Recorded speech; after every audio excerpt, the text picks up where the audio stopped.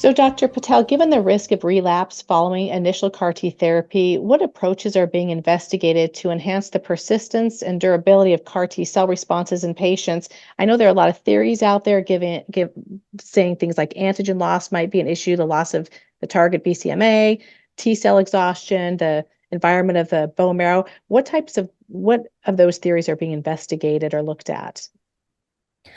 Yeah, I think the without causing too many issues with why we think CAR T is so great, where it's a one and done, right? That gives people this wonderful time off in the relapse refractory setting. I think our goal is, can we use CAR T to cure, right? That is the ultimate question. And again, with cilta-cel, with the original data from the Legend study, which was the original study in China, those patients had a little bit less therapy than CARTITUDE.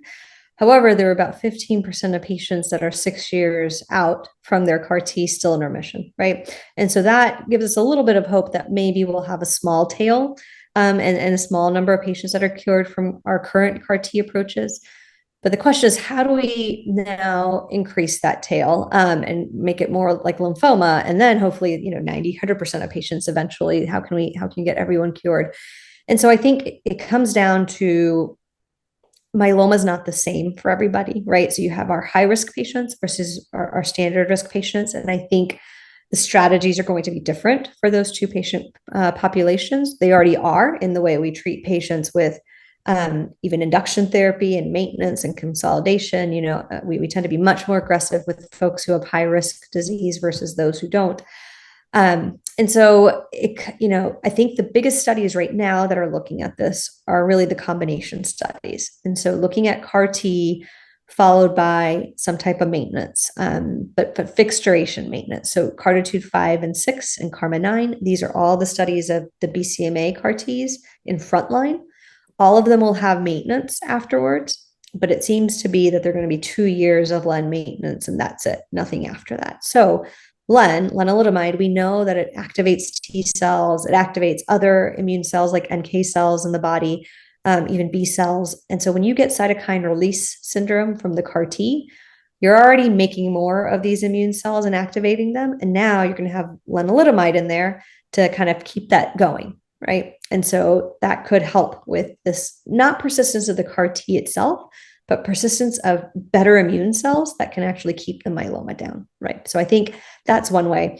The other way is some of the new therapies like cell mods. So these are sort of the newer version of, lenalidomide and pomalidomide.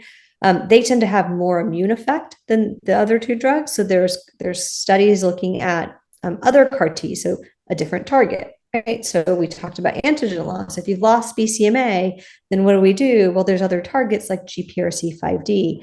So a couple of the studies are looking at GPRC5D CAR T plus mezigdomide, which is one of the cell mods, or another arm is iberdomide, which is the other cell mod, and looking at different doses without causing too many side effects, but still helping the T cell keep going. All kinds of things going on there. So those are some interesting studies. In one of the cohorts, it's actually using a GPRC5D CAR T with a BCMA bispecific after as combination. So now you're targeting two different antigens and you're using T cells in two different ways, right? And again, it's fixed duration so that it's not forever, but after a certain period, hopefully we fix the bone marrow and we've killed enough myeloma that hopefully it won't come back. And so I think all of those are different strategies, for the T cell exhaustion to help with that, to hopefully keep from getting antigen loss, or if someone does have antigen loss, figuring out a way to go around it. And then the microenvironment, I think, is the biggest one, is how do we find cytokines and other things that can give us a bone marrow microenvironment that makes it really inhospitable for that myeloma to ever come back again. So there are, early phase 1 studies looking at some of this, but I think down the line, that's really what it will be, that once people go into their stringent CRs, MRD undetectable, now what can we do to keep that bone marrow from ever letting it grow again? And I think those are going to be some interesting studies in the future. Okay, thank you.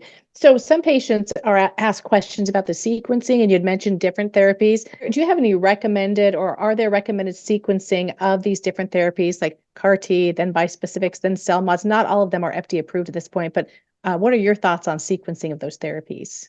So my activation tip here is that before you start a bispecific therapy, talk to your doctor about CAR T. And the reason I say that is that when you get a bispecific therapy, and currently that is not a fixed duration therapy, it is a continuous therapy. So patients are on it until they relapse.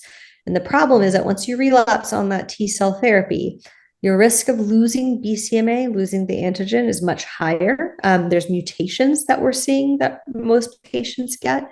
So that means the next time we try to use a different BCMA therapy, there's a big chance it's not going to work.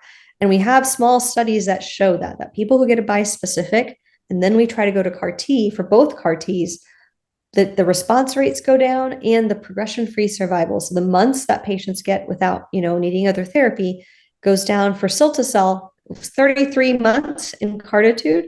It goes down to 6 months in CARTITUDE 2, where they did CAR T after prior BCMA therapy. That's a huge drop. In ide-cel, in the real world data, we saw that after bispecifics, you only get 2.8 months if you get a CAR T, even though the response rates were still 70, 80%.